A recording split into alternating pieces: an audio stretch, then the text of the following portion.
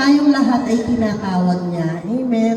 Iba-iba ang pagkakataon ng pagtawag sa atin. Pero nandoon yung natutuwa ang Panginoon na doon sa mga instrumentong ginagamit niya sa pagtawag dito sa gawain ito is, alam niyo po yung pagsagot niyo ng oo, no?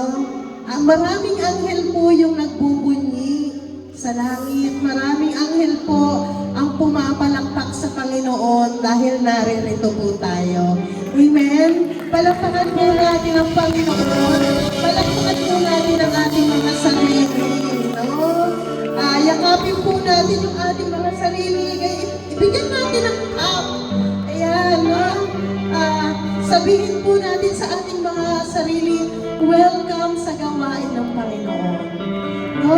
At natutuwa po ako, may mga bagong mukha tayong nakita. Ayan, yung mga nandyan sa likuran, hindi man po namin kayo kilala. Dahil ngayon lang po namin kayo na nakita sa gawain ito. Sana po, ipagpatuloy niyo po, no, yung pagdalo sa susunod, hindi po sa Biyernes kasi first Friday tayo.